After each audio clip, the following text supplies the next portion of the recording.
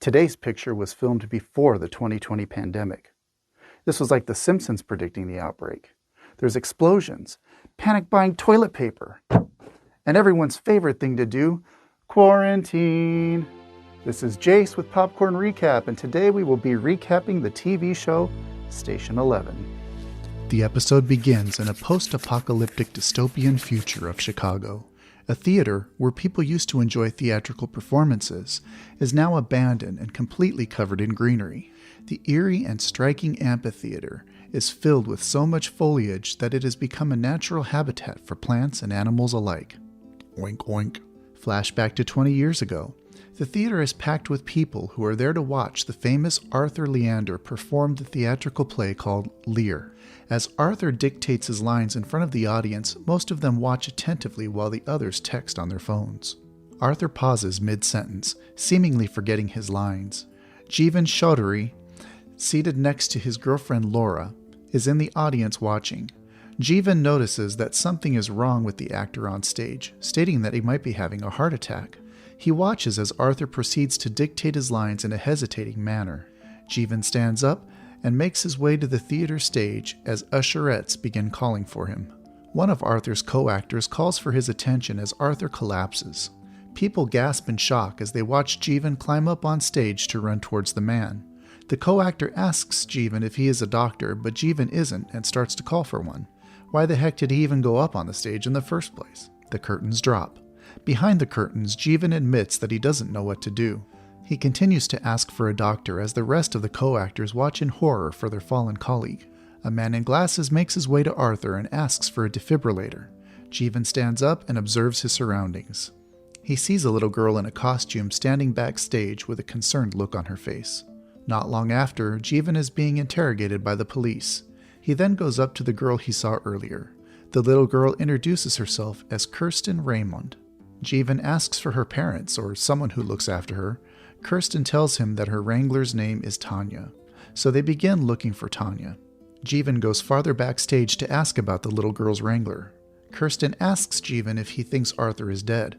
Having to speak with the little girl about death, Jeevan tries to lighten the conversation by saying that maybe if Arthur did die, he was doing what he loved most in the world before passing. Suddenly, Tanya makes her way down as she finds Kirsten and takes the little girl with her, thanking Jeevan afterwards. Not long after, Jeevan, left by his girlfriend who goes home before him, spots Kirsten alone outside the theater. He walks up to her and asks her where her wrangler is. The little girl points at the ambulance driving away. He asks the little girl how she gets home. Kirsten answers that she takes the L with Tanya. Jeevan volunteers to accompany the little girl to the L, but Kirsten says she can't go with strangers, so the man introduces himself to Kirsten and they shake hands. No longer strangers, Kirsten proceeds to follow Jeevan. Another flashback. 10 days before the incident, a woman by the name of Miranda Carroll meets up with Arthur. They go backstage to have coffee. Miranda happens to be Arthur's first wife, but seeing as they have separated, seeing each other again has given Arthur mixed feelings. Miranda gives him a comic book titled Station 11. Suddenly, Kirsten enters the room to continue coloring, surprising Miranda. His ex-wife tells him that she has finished the novel and she wanted Arthur to have a copy. The flashback ends and back to the L station. Jeevan calls Laura and tells him that he still needs to drop off some things, so he'll be home a little later.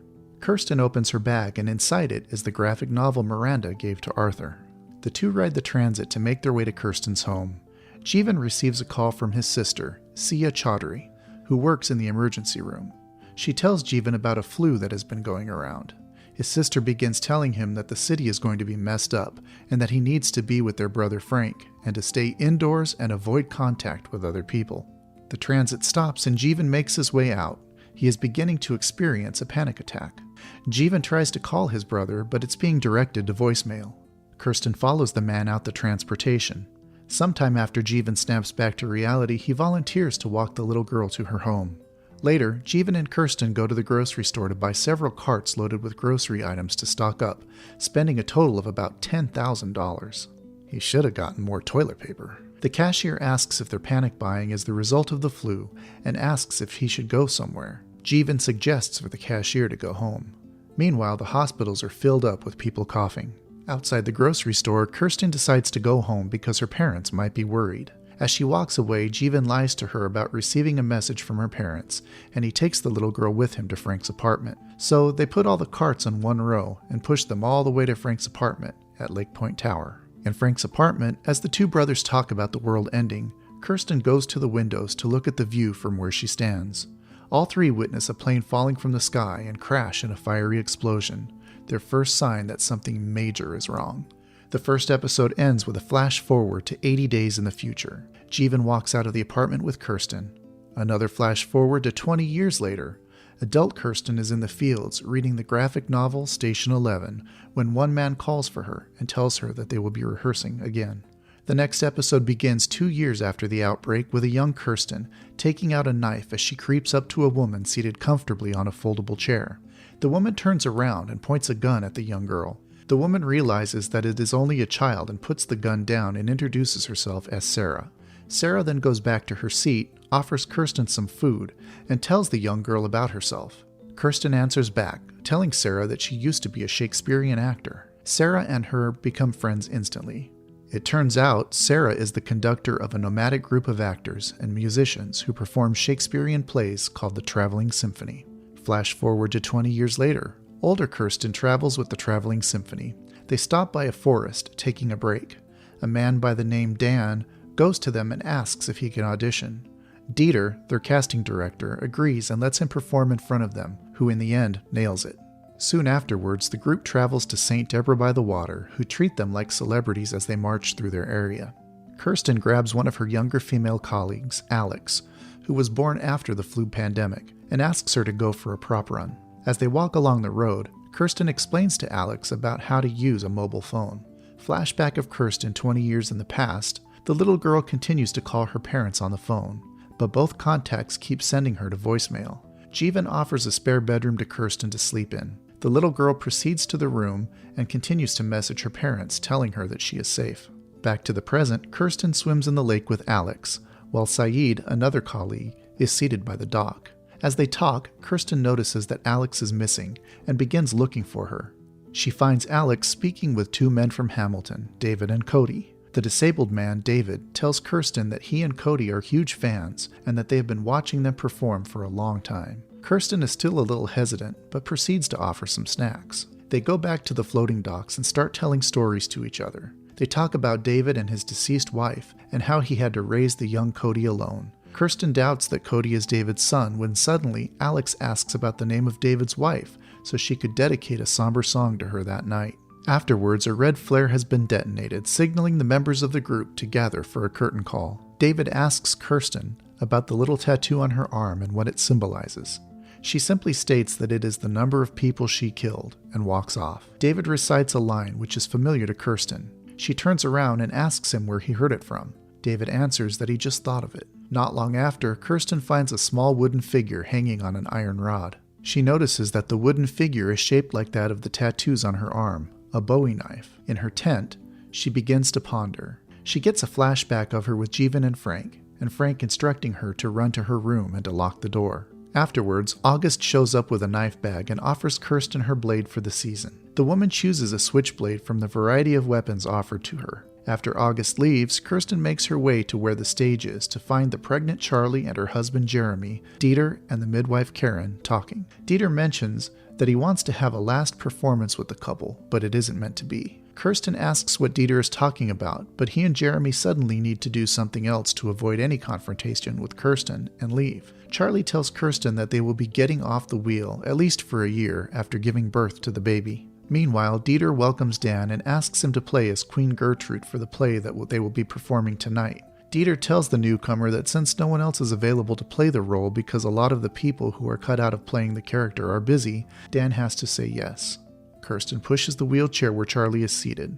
Kirsten continues to confront Charlie about staying and asks her if Jeremy or Karen convinced her to stay. Charlie tells Kirsten that it is her choice to stay temporarily since she's starting a family. Kirsten calls her selfish and asks the midwife to continue assisting the pregnant woman. That night, the group proceeds to perform. Dan is nervous about playing his character because he doesn't know how to be a mother. But Kirsten gives him his first acting lesson, the same advice Arthur gave Kirsten when she first started acting.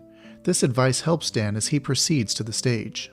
As Kirsten performs, she has flashes of the past about how she found out her parents died. She receives a message from her parents' number but is told that their bodies are found in the morgue. The young Kirsten begins screaming and losing her mind about what she just found out. Jeevan and Frank are concerned about the little girl. Later, the traveling symphony gathers around a campfire, playing instruments and singing songs. Alex goes to Sarah to assist her when suddenly, a bald man introduces himself as an emissary from a community that has, until last night, never once revealed its existence to the rest of the world. He personally came all that way to invite the traveling symphony to visit them at the Museum of Civilization. Sarah simply tells him that they never leave the wheel. Afterwards, Alex makes a speech and begins to sing a dirge on behalf of David's deceased wife. Kirsten, on the other hand, makes her way to David, who is seated behind the bushes.